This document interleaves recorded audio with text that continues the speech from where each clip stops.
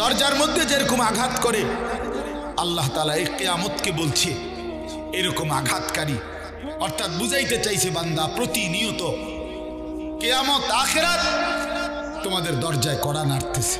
প্রতিটা মৃত্যু, প্রতিটা লাশ, প্রতিটা জানাজা, জিন্দেগির প্রতিটা পরিবর্তন তোমারে মনে করাই দিচ্ছে যে তুমি স্থায়ী না, তুমি থাকবা না, তুমি থাকবা না।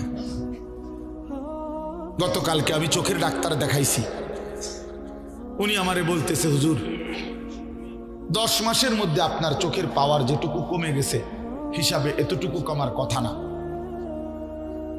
মানে 10 মাস আগে আমি একবার দেখাইছিলাম, আবার কালকে দেখাইছি আরেকবার। তো আমার চোখের দৃষ্টিশক্তি যদি কমে যায় এ তো আমার মৃত্যুর কথাই স্মরণ করায়। আমার কোমরের শক্তি যদি কমে যায় তো সে তো আমার মৃত্যুর কথাই মনে করায়। হ্যাঁ বলেন ভাই। এই জন্য বাপ আমার আল্লাহ তাআলা বলেন আল কারিআতু মাল কারিআ। কোরআন শরীফে কিয়ামতের বহু নাম আছে। আল হাক্কাতু মাল হাক্কা, লা উকসিমু বিয়াউমিল কিয়ামা। এখানে আল্লাহ তাআলা বলছে আল কারিআতু মাল কারিআ, আঘাতকারী। দরজার মধ্যে যেরকম খটখট করে বান্দা প্রতিনিয়ত তোমাদেরকে কিয়ামত আখিরাত পরকাল তোমাদের দরজায় কড়া নাড়ে, দরজায় কড়া নাড়ে। আল কারিআতু মাল কারিআ ওমা আদরাকা মাল কারিআ। হে নবী আপনি জানেন সেই আঘাতকারী, করাঘাতকারী, খটখটকারী সেটা কি? আল্লাহ বলেন ইয়াউমা ইয়াকুনুন নাসু কাল ফারাশিল মাবসুস। সেটা হলো সেই কিয়ামত, যে কিয়ামত যখন শুরু হবে ইসরাফিল ফু দিবে তো পতঙ্গ এই উলু উলু কয় যে বাতির সামনে যে সাদা সাদা পোকা আইসা আইসা উড়ে উড়ে পড়ে, এলোমেলো হইয়া ছুটা ছুটা আইসা পড়ে। আল্লাহ তাআলা বলেন বন্ধু সেই কিয়ামতের ঘন্টা যখন বাজবে, কিয়ামতের খটখট যখন শুরু হবে, ইসরাফিলের ফু যখন জমিনে শুরু হবে, তখন এই কোটি কোটি মানুষগুলো সব এই উলু পতঙ্গের মতো উড়ে উড়ে দিক বিদিক ছন্ন ছাড়া হয়ে একেবারে ছিন্ন ভিন্ন হয়ে যাবে। কাল ফারাশিল মাবসুস, বিক্ষিপ্ত পতঙ্গের মতো। কে যে কোথায় যায়, কেন যায়, কেউ কারো কোনো প্রশ্নের জবাব দিতে পারবে না। বাবা বলবে না ছেলেকে বাপ কোথায় যাও, ছেলে বলবে না বাপ আপনি কোথায় যান, স্বামী বলবে না স্ত্রীকে কোথায় ছুটছ, স্ত্রী বলবে না স্বামীকে কোথায় ছুটছ, সব দৌড়াবে সব। ওয়াতারান নাসা সুকারা ওমা হুম বিসুকারা ওয়ালাকিন আযাবাল্লাহি শাদীদ। আল্লাহ বলেন ইসরাফিল যখন ফু দিবে এই জমিন তখন ভূমিকম্প শুরু হবে, কিয়ামত শুরু হয়ে যাবে, চারদিক ভাঙতে শুরু করবে, আর তখন মানুষগুলো মাতালের মতো দৌড়াবে। সুকারা মানে মাতাল। আমার হযরত একবার বলছিলেন, আল্লামা মুফতি মুশতাকুন নবী কাসেমি হুজুর একবার এই কথাটা বুঝাইতে গিয়ে বলছিলেন যে মনে করেন এই মাহফিলটা এখন এখান থেকে নিয়ে এখানে 4টা লাইট, এখানে আরো মনে করেন 10-15টা লাইট, মনে করেন এখানে 30টা লাইট, কথার কথা আমরা সবাই বসে আছি মনোযোগ দিয়ে ওয়াজ শুনতেছি, হঠাৎ করে লক্ষ্য করলেন একটা একটা করে লাইট ঠাস ঠাস করে ভাঙতেছে, পর্দাগুলো ছিঁড়ে যাচ্ছে, প্যান্ডেলটা ডাইবা যাইতেছে, এই খুঁটিগুলো ভেঙে পড়ছে। তো এক একটা মানুষ কি পরিমাণ দৌড়ানি শুরু করবে বলো ভাই? তো এটুকু জায়গার ভয়ে আর আতঙ্কে তখনই তো অস্থির হয়ে যাবে। এইবার কল্পনা করেন মানুষগুলো যখন দেখবে আসমান ইজাস সামাউন ফাতারাত, আসমান পুরা ভাঙা ভাঙা পড়তেছে, ওয়া ইদাল কাওয়াকিবুন তাসারাত, তারকারাজি খসে খসে পড়ছে, তখন কি হবে? সাগর নদীর পানিগুলো টকবক করে উথরাইতেছে আর জলীয় বাষ্পের মতো উড়ে যাচ্ছে। আল্লাহ বলেন ওয়াতাকুনুল জিবালু কালঈহিনিল মানফুশ, পাহাড়গুলো তুলা ধুনাইয়া সারলে, তুলা ধুনাই বোঝেন মানে লেপ তোষকের জন্য তুলা আগে ধুনাইতে হয়, হয় মেশিন দিয়া নয়তো হাত দিয়ে বাইরে এগুলারে ভালো করে করে কি করতে হয়, একবার আলাদা আলাদা করতে হয়। তো এই তুলারে ধুনাইয়া সারলে যখন এগুলো এরকম আলাদা আলাদা হয় যে সামান্য বাতাসেই উঠতে থাকে, আল্লাহ তাআলা বলেন এই কোটি কোটি পাহাড়, লক্ষ লক্ষ পাহাড়গুলো ইসরাফিলের ফুঁ শুরু হইলে এরকম ধুনিত তুলার মতো দিক বিদিক শূন্যে তুলার মতো উঠতে থাকবে। আল্লাহ বলেন তখন কি হবে বান্দা, মানুষের হালাত কি হবে? কাল ফরাশিল মাবসুস, মানুষ বিক্ষিপ্ত পতঙ্গের মতো। এখানে যদি একটা বোম পড়ে কি পরিমাণ দৌড়বে, কি পরিমাণ ছুটবে মানুষ, কে কার গায়ে পড়ে, কে কারে পিষা ফেলে, কারোই তো খবর থাকবে না। এই আল্লাহ তাআলা এই কথাটাই বলছেন যে বান্দা এইভাবেই একদিন কিয়ামত হবে, একদিন পৃথিবীর এই সব কিছু শেষ হবে। এখানে যেরকম বলছে আরো বহু সূরা আল্লাহ তাআলা বলছে ইজা ওয়াকাতিল ওয়াকিআ লাইসা লিওয়াকাতিহা কাযিবা খাফিদাতুর রাফিআ, এভাবে বারবার বলছে ইদা রাজ্জাতিল আরদু রাজ্জা ওয়া বুসাতিল জিবালু বাসসা ফাকানাত হাবাআন মুনবাসসা। এইভাবে আল্লাহ তাআলা বলছে লা উকসিমু বিয়াউমিল কিয়ামাহ ফাইযা বারিকাল বাসার ওয়া খাসাফাল কামার ওয়া জুমিআশ শামসু ওয়াল কামার, সূর্য চন্দ্র আলোহীন হয়ে যাবে, সব একাকার হয়ে যাবে। ইয়াকুলুল ইনসানু ইয়াউমাইদিন আইনাল মাফার, মানুষ পাগলের মতো দৌড়তে দৌড়তে বলবে পালাবো কোথায়, দাঁড়াবো কোথায়? আল্লাহ বলবেন কাল্লা লা ওয়াজার, না বান্দা আজ দুনিয়ার কোথাও কোনো ঠিকানা নাই, দাঁড়াবার কোনো জায়গা নাই। ইলা রাব্বিকা ইয়াউমাইদিনিল মুস্তাকার, আজ চলো আশ্রয় ঠিকানা শুধুই তোমার রব আল্লাহর নিকট। ইদা জুলজিলাতিল আরদু জিলজালাহা ওয়া আখরাজাতিল আরদু আথকালাহা ওয়া ক্বালাল ইনসানু মা লাহা। শত শতবার আল্লাহ বলছে ছেলেরা বাপ, জীবনটা নষ্ট করো না বাপ, হাসলেও মরে যাবা, কাঁদলেও মরে যাইবা, নষ্ট করলেও সময়টা মরে যাইবা, আল্লাহর ইবাদত করলেও মরে যাইবা। কেউ আমরা থাকবো না, রাজপ্রাসাদের ওই অট্টালিকায়ও মরে যাবে, জীর্ণ কুটিরে কুড়ে ঘরে যে মানুষটা সেও মরে যাবে, জীবনে যে কোনো দিন দুঃখ দেখে নাই সেও মরে যাবে, জীবনে যে কোনো দিন সুখ দেখে নাই সেও মরে যাবে, সেও মরে চাইলেও মরে যাবে, না চাইলেও মরে যাবে। হসপিটালের আইসিইউর ভিতর থেকেও মালাকুল মৌত নিয়ে আসে, লন্ডন আর থেকে থাইল্যান্ড থেকেও হসপিটাল থেকে বাংলাদেশের রুগীরে মৃত্যু দিয়ে দেয়। এই জন্য বন্ধু আমার, বাপ আমার, অনেক ছেলে আছো তোমরা কোনোভাবেই বুঝতে চাও না, কোনোভাবেই না, তোমাদের শাহওয়াত তোমাদেরকে বুঝাইতে চায়, কোনোভাবেই তোমরা বুঝতে চাও না যে এই মোবাইল, এই নারী, এই ছবি, তোমাদের বন্ধুদের এই আড্ডা, এটা তোমার ভালো করে না। এই কথাটা অনেক ছেলে আছে এত পাষাণ, এত পাষাণ যে তার কলিজাটা এইভাবে আটকাইয়া ফেলছে, এই নাফরমানিটা বুঝেই না, বুঝতে কোনো কিছুতে তার ঘাড় নোয়ানো যায় না। সে হাই হাই রে বাপ, মুসলমানের বাচ্চা এত বড় শক্ত হওয়া, এত পাষাণ হওয়া, এটা তো একটা জানোয়ারের স্বভাব না। জানোয়ারও তো এত কঠিন হয় না, হাইওয়ান জানোয়ার, কুকুর বিড়ালও এত নিকৃষ্ট হয় না। আমি রীতিমতো হুজুর আমার জিন্দিগি যদি কেউ, আমার মন চায় মাঝে মধ্যে যে মানে এটা গবেষণা করি, মানে পিএইচডি করি এটার উপরে, যে একটা মুসলমানের বাচ্চা 365 দিনের এক বছরে কোনো দিন ফজরের নামাজ পড়ে না, এটা কিভাবে সম্ভব? আমার এটা মন চায় যে এটার উপরে একটা কি করি, বিশ্বাস করো, মানে এটা কিভাবে, মানে এই কেমন মানুষের বাচ্চা, এই জানোয়ার, এত বড় জানোয়ার কেমনে হইল, আরে তে এত বড় শক্ত হারামি হইল কেমনে? আমার এটা মাথার ধরে না বিশ্বাস। বহুদিন আমি কতজনের কাছে এই কথা বলছি যে ভাই আমার এটা বুঝে ধরে না, আমি এটা বুঝি না কথা, এটা আরে কিরে কয়, এটা কি ধরনের মুসলমান, এটা কি জানোয়ার?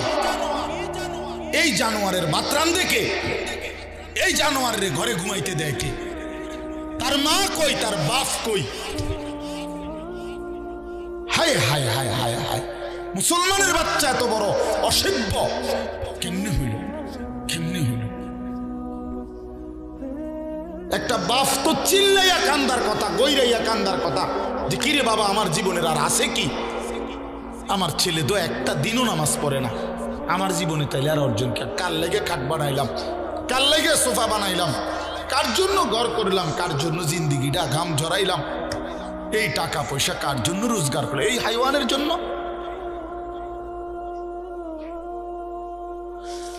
ওফ, কিভাবে বললে বুঝতো? মাঝে মাঝে ভাবি হুজুর, কি বললে বুঝতো আমাদের ছেলেরা, আমার সন্তানরা? আল্লাহই ভালো জানে।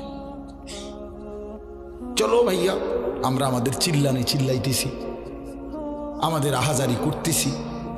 যদি কেউ ফিরে আসে, যদি কেউ বুঝে আসে, বাকি আমি আবারও বললাম, ছেলেরা অনেক রাত হয়েছে, আমার অনুরোধ বাবা, একটা ছেলে হইলেও বুঝছো এটা আসলে জীবন না বাবা। যে জীবনে সেজদা নাই ওই মানুষের বাচ্চা না, ওই শয়তান। সোজা কথা, যে সেজদা দেয় না সে শয়তান। এক কথায় সাফ একেবারে লিখকে দিলাম, সিল আছে, সিল মেরে দেবেন, আমার ব্যক্তিগত সিল আছে। ওই শয়তান হুজুর আছেন এখানে।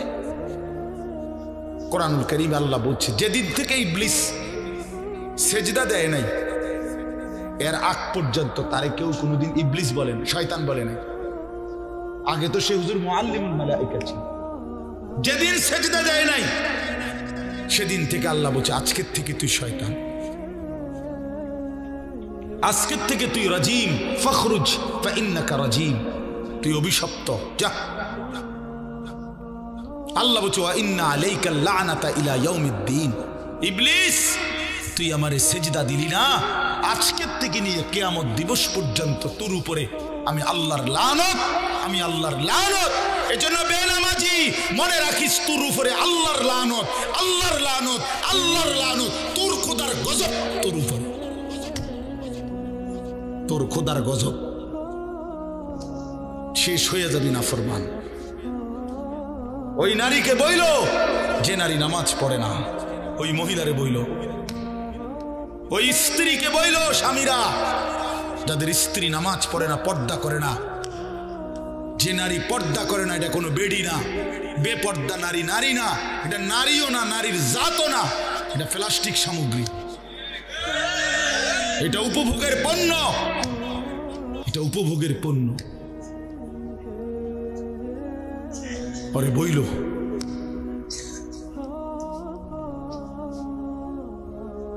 কোন যুক্তিতেই ইমানদার নাফরমান সন্তান, স্ত্রী, পুত্র, পরিজন বছরের পর বছর আমার আল্লাহর নাফরমানি করে যাবে, আর আমি এই ডাকাইতের লেগা বাড়ি করমু, ঘর করমু, দোয়ান করমু, বিদেশের টিহা জমামু। বেড়ায় মুসলমান এত বেকুব হইবার কথা না, ওই বাপও বেকুব। হ্যাঁ, 100 হয় বেউকুফ, আর নইলে এটা দুনিয়া লুবি বাপ।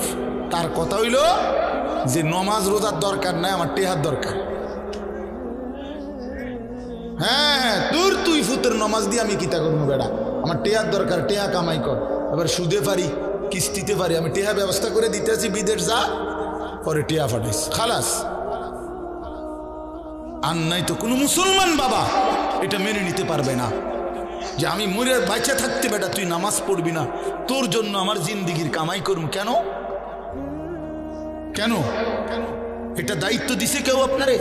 এটা আল্লাহ বলে নাই, রসুল বলে নাই, কোরআন বলে নাই যে কোনো নাফরমান সন্তান আল্লাহর অবাধ্য একটা সেজদা দেয় না, এই বেঈমানের জন্য কামাই করতে হবে আপনাকে, এটা আল্লাহ বলে নাই। আপনি নলে জিজ্ঞাসা করেন, কোরআনুল কারীমের মধ্যে আছে স্পষ্ট। নূহ আলাইহিস সালামকে আল্লাহ বলছে, ইয়া নূহ ইন্নাহু লাইসা মিন আহলিক ইন্নাহু আমালুন গায়রু সালিহ। কোরআন শরীফের আয়াত, ফালা তাসআলনি, হে নূহ, বেঈমান নাফরমান সন্তান, এটা তোমার সন্তান নয়, এটা বেআমল, আমালুন গায়রু সালিহ। ফালা তাসআলনি, এমন বেঈমান সন্তানের জন্য তুমি আমি আল্লাহর কাছে কিছু চেয়েও না। সরাসরি কোরআন শরীফের আয়াত সূরা হুদের মধ্যে আছে। আল্লাহ বলছে, মানা করছে নাফরমান সন্তানের জন্য কিছু চাইও না, সাবধান। হ্যাঁ হুজুর দোয়া করেন, বহুত কষ্টে আল্লাহ আল্লাহ করে 12 লাখ টাকা ব্যবস্থা করে দিচ্ছি। আল্লাহ আল্লাহ করে বলে ব্যবস্থা করছে, টাকা ব্যবস্থা করছে সুদে। কয় আল্লাহ আল্লাহ করে ব্যবস্থা, মিথ্যুক। টাকা দিয়ে লইলেন কিস্তিতে, টাকা লইল সুদে, টাকা লইল কিস্তিতে। অন কয় আল্লাহ আল্লাহ করে বলে টাকা ব্যবস্থা করছে। আল্লাহ আল্লাহ করে না সুদে কিস্তিতে। হারাম টাকা নিলেন, আল্লাহ আল্লাহ করলেন কই? আল্লাহ আল্লাহ করলে তো আল্লাহরই ডাকতেন, ঠিকই না বলেন না কেন? আল্লাহ আল্লাহ মানে তো হইলো যে আল্লাহ আপনার নাফরমানি করব না, প্রয়োজনে মরে যাব, প্রয়োজনে মরে যাব। আমরা পড়ছি কিতাবে, এক ফকির মানুষ তার ছেলেকে নিয়ে হজ্জের সফরে আসছে। বাদশাহ হারুনুর রশিদ তৎকালীন সময়ের একজন বাদশাহ ছিলেন। উনি হজ্জের সময় আল্লাহর ঘরের কাছে মানুষকে খুব দান করত, খুব 2 হাতে দান করত। তো এই গরিব মানুষটাও ফকির। এই বেটা শুনছে, বেটার ফুতেরে নিয়া দূর দেশ থেকে আসছে, দূর থেকে। বাদশাহ হারুনুর রশিদ হজ্জের সময় মানুষের দান করে, কিছু নিত। তো হজের সময় আইসা কাবা ঘরের কাছে মক্কায় আইসা বলছে, হারুনুর রশিদ কোথায়? তো লোকেরা দেখায় দিছে, ওই যে কাবা শরীফের সামনে দাঁড়াইয়া দোয়া করতেছে, কাবা ঘরের দিকে ফিরে। উনি হারুনুর রশিদ, তুমি পিছনে গিয়া দাঁড়াও, ওনার মুনাজাত শেষ হইলে উনি দিব, দান করবে, তুমি গিয়া দাঁড়াও। তো ওই লোক ফুতেরে নিয়া পিছনে দাঁড়াইছে। ওই বাদশাহ হারুনুর রশিদ যে দোয়া করতেছে কাবা ঘরের সামনে দাঁড়িয়ে, তো পিছনে গিয়া দাঁড়াইছে। দাঁড়াইয়া শুনতেছে বেড়ায় দোয়া করেন ওই বাদশাহ। তো এই লোকটা অনেকক্ষণ শুনছে দোয়া যে কি কয়। লোকটা দেখতেছে, হায় হায়, এই বেড়া দি, বেড়ার সমস্যার শেষ নাই। ওটা কত কিছু আল্লাহর কাছে চাইতেছে, কেবল বলতেছে। ওনারই দি সমস্যার শেষ নাই, উনি আমারে কি দিব?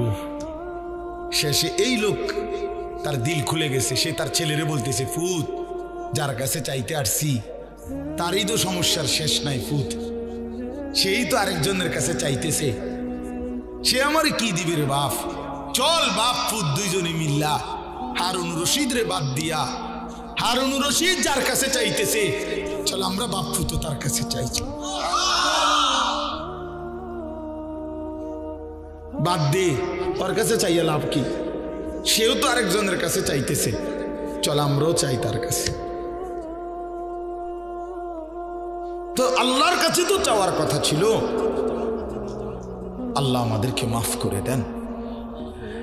এই শেষ কথা হলো, আল্লাহ বলেন, অতএব এভাবেই একদিন মানুষগুলো ছিন্ন ভিন্ন হয়ে যাবে, আসমান জমিন ভেঙ্গে চুড়ে কিয়ামত সংঘটিত হবে, হাসরের মাঠ কায়েম হবে। ফাআম্মা মান সাকুলাত মাওয়াজিনুহু ফাহুয়া ফি আইশাতির রাদিয়া। সেদিন হাসরের মাঠে আমলনামা যার মিজানের পাল্লায় রাখলে নেকি ভারী হবে, সে আইশাতির রাদিয়া, সে সুশান্তিময়, শান্তিময়, সন্তুষ্টময় সুখের জান্নাতেই বসবাস করবে। ও আম্মা মান খাফফাত মাওয়াজিনুহু, আর যার আমলনামা মিজানের পাল্লায় রাখলে গুনার পাল্লা ভারী হবে, নেকির পাল্লা হালকা হবে। আল্লাহ বলেন, ফা উম্মুহু হাভিয়া, তার ঠিকানা হবে হাভিয়া নামক জাহান্নামে। জাহান্নামের একটা নাম। ওমা আদরাকা মা হিয়া। আল্লাহ বলছে, বন্ধু জানেন হাভিয়াটা কেমন জাহান্নাম? নারুন হামিয়া, সবচেয়ে উত্তপ্ত জাহান্নামের সবচেয়ে গরম তীব্র প্রজ্বলিত আগুন হাভিয়া। নবী সাল্লাল্লাহু আলাইহি সাল্লাম বলেন, উম্মত, তোমাদের দুনিয়ার এই আগুনের চাইতে 69 গুণ বেশি প্রচন্ড তীব্র গরম জাহান্নামের আগুন। নারুকুম হাযিহি জুজউম মিন 70 জুজআম মিন নারি জাহান্নাম। তোমাদের দুনিয়ার আগুন জাহান্নামের আগুনের 70 ভাগের 1 ভাগ। সাহাবীরা চিৎকার দিয়া বলছে, ওয়া ইন্না যালিকা লাকাফিয়া, হে আল্লাহর নবী, ইয়া রাসূলুল্লাহ, দুনিয়ার এই আগুনই তো জ্বলার জন্য যথেষ্ট।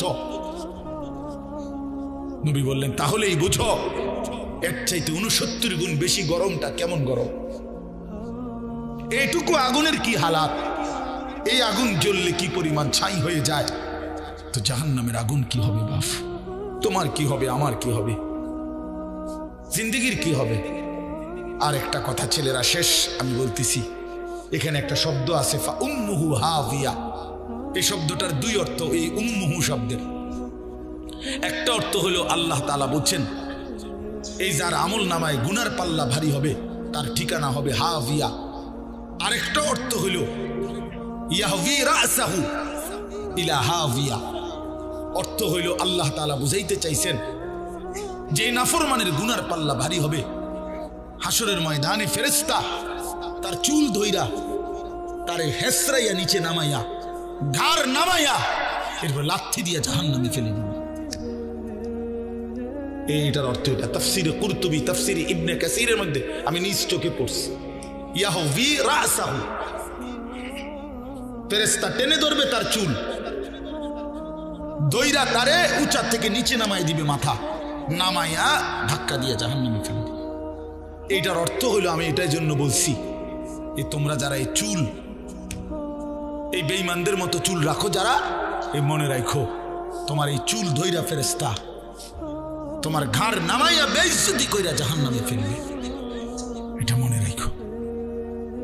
কারে দেখে চুল রাখলা? কোন বেঈমানরে পছন্দ কইরা চুল রাখলা বাবা? তুমি মুসলমানের বাচ্চা না? তোমার আল্লাহ নাই, তোমার রসুল নাই, তোমার কোনো ধর্ম নাই, তোমার কোনো মা নাই, তোমার কোনো বাপ নাই, তোমার কোনো ইজ্জত নাই, তোমার কোনো সম্মান নাই। হিন্দুর কাছে হেরে গেলা কেন? ইহুদির কাছে হেরে গেলা কেন? খ্রিস্টানের কাছে হেরে গেলে কেন? বেঈমানের কাছে হেরে গেলা কেন? জানো মিয়া, আমি শেষ কথা মনে রাখো বাপ, আমরা বহুদিন বলছিলাম যে আজীবন ফিলিস্তিনে রক্ত ঝরবে, আজীবন রোহিঙ্গা আরাকানে রক্ত ঝরবে, আজীবন শুধু কাশ্মীরে রক্ত ঝরবে। এটা শেষ কথা না, এটা শেষ কথা না যুবক। আজকে ইসকনের গুন্ডারা বাংলাদেশের জমিনে, ইসকন নামে এই হিন্দু সন্ত্রাসীরা, হিন্দু গুন্ডারা ইসকনের নাম করে বাংলাদেশের জমিনে প্রকাশ্য দিবালোকে 92% মুসলমানের বাংলাদেশে, যেখানে ফজরের আজানের ঘুম ভাঙে, যেই জমিনে লক্ষ লক্ষ কোরআন তিলাওয়াত হয়, যেখানে লাখ লাখ তালেবে ইলম আল্লাহর কোরআন মুখস্থ করে, যেখানে প্রতিদিন 5 ওয়াক্ত নামাজ হয়, আজান হয়, এই বাংলাদেশের সবুজ শ্যামল জমিনে প্রকাশ্য দিবালোকে ইসকনের হিন্দু বেঈমানরা, হিন্দু সন্ত্রাসীরা, উগ্রবাদীরা আমার বাংলাদেশের জলজ্জান্ত একজন অ্যাডভোকেট মুসলমানকে সাইফুল ইসলাম আলিফ নামে তারের প্রকাশ্য দিবালোকে জবাই করে ফেলছে, জবাই করে ফেলছে। জানো মিয়া, মোবাইল টিপো বইয়া বইয়া, মানুষের বেড়ি দেখো আর উলঙ্গ নাচ দেখো। মনে রাখো, আমি যদি আর কোনোদিন বলতে নাও পারি, একবারই বললাম, মনে রাখো ছেলেরা, দুশ্মন বুঝাই দিছে, সুযোগ পাইলে সে তোমারও ছাড়বে না, আমারও ছাড়বে না। বুঝছুনি বাপ? ওই অ্যাডভোকেট তো হুজুর না,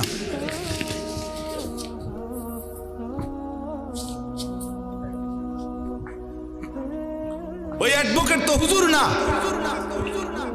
তাইলে ভাইয়া আমার, তোমরা যদি চরিত্রহীন হও, তোমরা যদি নামাজ না পড়ো, তোমরা যদি আল্লাহকে রাজি খুশি না করো, কেমন হবে ভাইয়া? বলো ভাই, ছেলেরা বলো আমার। আজকে আমরা এখানে এত 20 কোটির চাইতে মুসলমান, আমরা এত বিপুল জনগোষ্ঠী, আমরা মুসলমান, অথচ ভারতের বেঈমানরা আমাদেরকে আর কি আটা, আলু আলু, পেঁয়াজ, পেঁয়াজের ধমক দেয়, পেঁয়াজ বন্ধ করে দিবে, আলু বন্ধ করে দিবে। শোনেন নাই আপনারা? ইন্ডিয়ার বেঈমানরা বলছে মুসলমানের এই বাংলাদেশে আলু বন্ধ করে দিবে, পেঁয়াজ বন্ধ করে দিবে। পেঁয়াজ তার বাপের, হ্যাঁ পেঁয়াজ মোদির আব্বার কথা বলে না, আলু ইন্ডিয়ার আব্বাই উৎপাদন করে। বেটা তোদের ইন্ডিয়ার মানুষকে পেঁয়াজ আলু দেয় যিনি, তিনি তো আমাদের আল্লাহ। তোর কে বেঈমান, তোর কে? ও তো আমার আল্লাহ বেটা, আমার আল্লাহ তোদেরকে দেয়। আমার আল্লাহ যদি বন্ধ করে দেয় তোর বাফেনি তোরে পেঁয়াজ দিব বেটা। তোদের পেঁয়াজই তো আমাদের মালিকের দয়ায়। আমগুরে টিটকারি মারে। ইন্ডিয়ায় চিকিৎসা নিতে দিবে না, আমরা বাংলাদেশে সব সিরা খাই বইয়া বইয়া। আমরা দেশে হসপিটাল নাই, আমাদের দেশে ডাক্তার নাই, আমরা সব কি ফকির। আমরা তোমার দেশে যাইতে হবে। আমরা 110 কোটির ভয় দেখায়া কোনো লাভ নাই। 110 কোটি হিন্দু আমরা ভয় করি না, 210 কোটিও আমরা ভয় করি না। আমাদের শুধু একজন, আগেও একজন, এখনো একজন, আগামী তো আমাদের একজন, তিনি আল্লাহ। বলো যুবক কে? আরো জোরে বলো যুবক কে? দাঁড়াও নওজোয়ান, দাঁড়াও, বলো, স্লোগান দাও, আল্লাহু আকবার, আল্লাহু আকবার। বলো জওয়ান, জোরে বলো, জোরে বলো, জোরসে বলো, আরো জোরে বলো।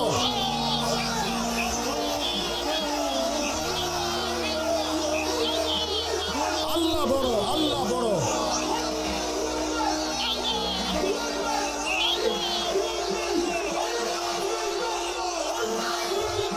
বসো, বসো। আল্লাহ বড়, আল্লাহ বড়। এদেশ ইসকনের না, এদেশ মুসলমানের, এদেশ কোরআনের। আমরা আজান দিয়ে ঘুম থেকে জাগি, তোদের মতো বেঈমান ভ্যাঁ ভ্যাঁ করো, তোদের এসব ভ্যাঁ ভ্যাঁ শুন না আমরা জাগি না। আমাদের জমিন আজানের জমিন, আমাদের জমিন কোরআনের জমিন, আমাদের জমিন ইসলামের জমিন। কোন বেঈমান যুবক তোমাদের কাছে আমার আমানত। হাইরা যাব না মুসলমান, ইমানদার হারে না, ইমান মরে যায় না, ইমান মরে না। ইনশাআল্লাহ তোমরাই আগামী দিনের জন্য এই স্বাধীনতা সার্বভৌমত্বের বাংলাদেশের প্রতি ইঞ্চি জমিন হেফাজত করবা তোমরা ইনশাআল্লাহ। বলো ইনশাআল্লাহ। আমি আমানত দিলাম তোমাদের কাছে। কোনোভাবেই ওরা ধমক দেয়, ওরা আমাদের এই করে ফেলবে, সেই করে ফেলবে। বেটা এই পুরা উপমহাদেশ, বাংলাদেশ, ভারত, পাকিস্তান পুরাটা 550 বছর এক টানা মুসলমানরা শাসন করেছে। কারে হুঙ্কার দাও?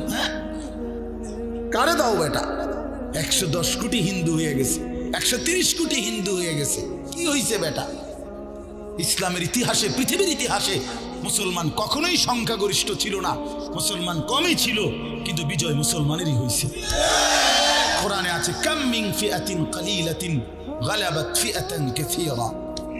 কম সংখ্যকই বিজয় লাভ করেছে অধিক সংখ্যকের উপরে। 60,000 কাফেরের মোকাবেলায় হযরত ওমর রাদিয়াল্লাহু তাআলা আনহুর জামানায় ইয়ারমুকের তৃতীয় যুদ্ধে, আমরা নিজে কিতাবে পড়ছি ইতিহাসে, ইয়ারমুক একটা জায়গা আরব দেশের অনেক দূরে, পারস্যের কাছে। 3 বার সেখানে খ্রিস্টান বাহিনীর সাথে মুসলমান সাহাবীদের যুদ্ধ হয়েছিল। তৃতীয়বারের যুদ্ধে খ্রিস্টান বাহিনী ছিল 60,000। হযরত ওমর রাদিয়াল্লাহু তাআলা আনহু মদিনায় পরামর্শ বসছিলেন যে 60,000 কাফেরের মোকাবেলা কয়জন পাঠাবে সৈন্য। তখন সাহাবীরা পরামর্শ দিছে, কেউ বলছে 6,000, কেউ বলছে 3,000, এমনি এমনি বলতেছিল।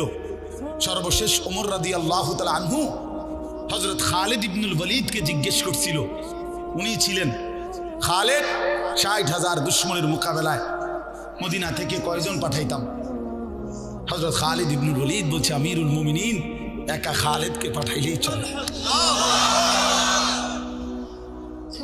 খালিদকে পাঠাইলেই চলবে। হযরত ওমর রাদিয়াল্লাহু তাআলা বলছে, বলো কি খালিদ, একাই চলবে? তুমি একাই যুদ্ধ করবা? বলো কি তুমি? তো তিনি বলছে, ইয়া আমিরুল মুমিনিন, আমি এটা অহংকার করে বলি নাই, আমি বলছি এই কারণে যে আমার নবী বলছে, মাসালুল্লাযী ইয়াযকুরু রাব্বাহু ওয়াল্লাযী লা ইয়াযকুরু রাব্বাহু কামাসালিল হায়্যি ওয়াল মাইয়িত। যারা আল্লাহকে স্মরণ করে তারা জীবিত, যারা আল্লাহকে স্মরণ করে না তারা মৃত। 60,000 বেঈমান তো এমনি মুর্দা, জীবিত তো কেবল আমি।